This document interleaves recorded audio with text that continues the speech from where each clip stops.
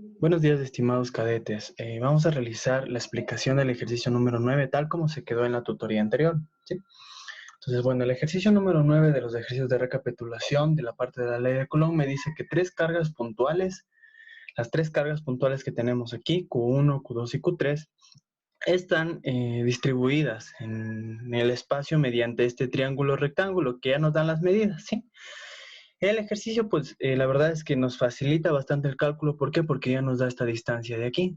¿Ven? Todas las distancias, de hecho, nos da la distancia entre Q2 y Q1, entre Q1 y Q3, y entre Q3 y Q2. Entonces, nosotros podríamos realizar fácilmente el cálculo de estas fuerzas, ¿sí? Entonces me dice, bueno, el ejercicio me dice que las tres cargas están distribuidas de la siguiente manera. Y me pide encontrar exactamente cuál es la fuerza electrostática que recibe la carga de 3 microcoulombs, que es esta de aquí, ¿sí? Esta carga de aquí. Ahora, ¿cómo yo miro o cómo yo sé qué fuerza va a tener esta carga? Esta carga que en este caso yo le he puesto el nombre Q2, sí he puesto Q1, Q2 y Q3. Yo necesito saber la fuerza que está ejerciendo hacia ahí. Entonces, ¿cómo yo realizo eso? Muy bien, vamos a ver.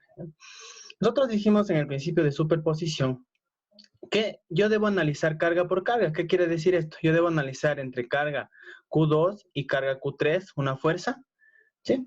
Y posterior a eso, una vez que analizo la carga entre Q2 y Q3, analizo la carga entre Q1 y Q2, ¿sí?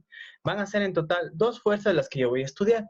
Y al final, ¿qué vamos a hacer? Pues simplemente vamos a sumar las dos fuerzas, ¿sí? Y vamos a tener una fuerza total. ¿Qué sería mi fuerza, la que se está ejerciendo sobre la carga 2? En este caso, sobre la carga de 3 microcoulombs.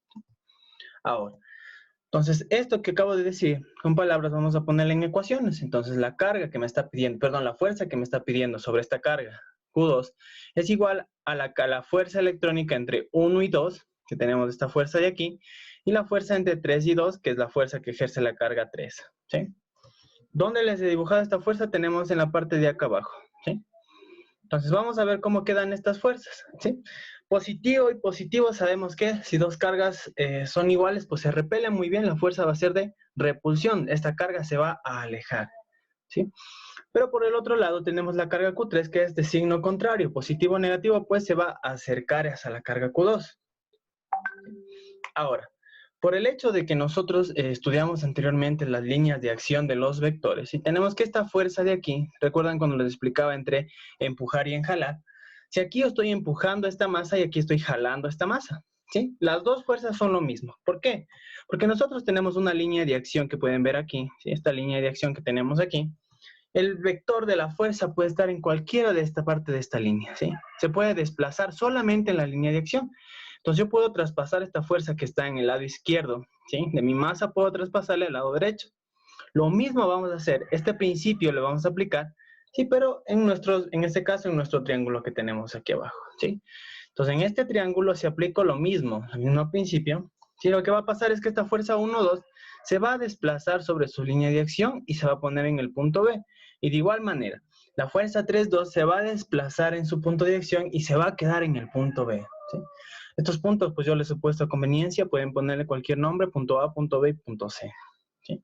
Yo les he puesto en el mismo orden que he enumerado las cargas. Ahora, cuando yo ya pase por la línea de acción los vectores que tengo, me va a quedar el punto B de esta manera, ¿sí? Y todo el ejercicio que nosotros hemos realizado, pues se resume a una sumatoria de vectores, ¿sí? Esta sumatoria de vectores que escribimos anteriormente, ¿sí? ¿Qué me dice?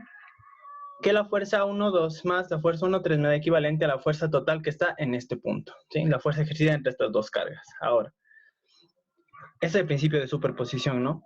¿Nosotros qué debemos de hacer? Pues vamos a calcular primerito la fuerza, la intensidad que tiene esta fuerza. Recuerden que cuando nosotros estamos calculando la intensidad o la fuerza, justamente con la ley de Coulomb, estamos solamente calculando la magnitud de este vector. Después nosotros debemos darle una dirección y un sentido. Muy bien, entonces vamos a realizar la fórmula que hemos venido utilizando todo este tiempo. Perdón, las unidades pues no las puse completas. Bueno, pero sabemos que la fuerza se mide en newtons, ¿no? Por favor, en sus deberes poner todas las unidades completas. Ahora, ya sé que la fuerza 2,3 o 3,2, esta que tengo aquí, ¿sí? Equivale a 84,4 newtons, ¿sí? Y la fuerza 1,2 equivale a 86,4 newtons, ¿sí? Ya tengo la magnitud de estos dos vectores, ¿sí? Ahora sí, vamos, una vez que ya tengo la fuerza o la magnitud de los vectores, vamos a sacar, ¿sí? dirección y el sentido que van a tener esto. En este caso, la fuerza 3,2 ustedes ven que está ya sobre la horizontal. Se puede llamar un eje X, ¿sí? Como ya está sobre la horizontal y está hacia la izquierda, ¿sí? Simplemente va a tener una componente en X, porque no tiene ninguna componente en Y, es solamente componente en X, y como está a la izquierda es una componente negativa. Entonces escribimos directamente el vector, que el vector 3,2 es igual a menos 84.4 y 0 en Y. Este es mi vector, fue el vector más fácil, ¿sí? Pero ahora, por otro lado, nosotros debemos estudiar ahora el vector 1,2. ¿Cómo le encuentro la dirección y sentido? Pues muy bien.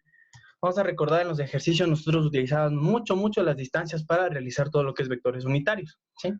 Y en este caso las distancias que nosotros anteriormente encontrábamos, ¿sí? Realizábamos con punto a punto, calculando la magnitud que nosotros teníamos aquí, pero en este caso ya me da directamente las distancias. Nosotros podemos ver que me dan los datos de todo, entonces simplemente vamos a utilizar eso mismo, ¿sí?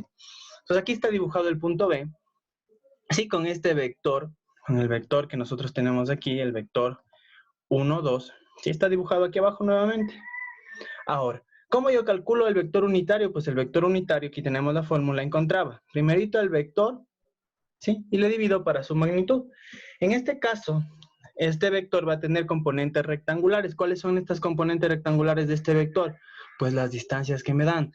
Tengo 4 en X y 3 en Y. Tenemos aquí 4 en X y 3 en Y. Muy bien.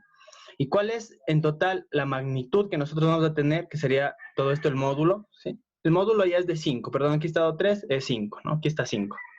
Entonces ya tenemos el módulo que es de 5, ¿sí? Y los puntos, que es el vector 4, 3, ¿sí? Que yo lo he realizado aquí en el ejercicio de ejemplo, pues punto final menos punto inicial, tal como se lo realiza, ¿sí? Ahora, una vez que yo ya encuentro el vector unitario, simplemente voy a anotar mi vector que acabo de encontrar, 4 y 3, y el módulo.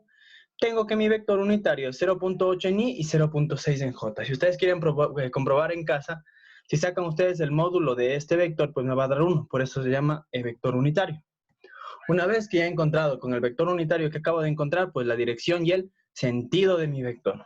Simplemente voy a multiplicar este vector que tengo aquí por la magnitud que teníamos de este vector. Este vector era el vector 1, 2, me dice que tenía de magnitud 86.4. Muy bien, vamos a anotar los dos resultados. Tenemos 0.8 y 0.6 multiplicado por 86.4, que me da el vector resultante de 66.1 newtons en X y 51.8 newtons en Y. Muy bien, ya tengo los dos vectores. Tengo tanto el vector F3, que me salió más fácil calcular, y el vector F1,2, que no tuvimos que calcular el vector unitario para encontrar las componentes rectangulares del vector.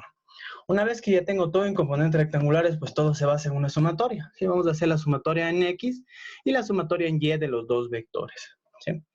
¿Cómo me queda el resultado? Pues una vez realizada la sumatoria me queda que tiene las siguientes componentes, menos 15.3 en X y 51.8 en Y. Con ello acabo de encontrar la fuerza resultante, ¿sí? O la sumatoria de las fuerzas.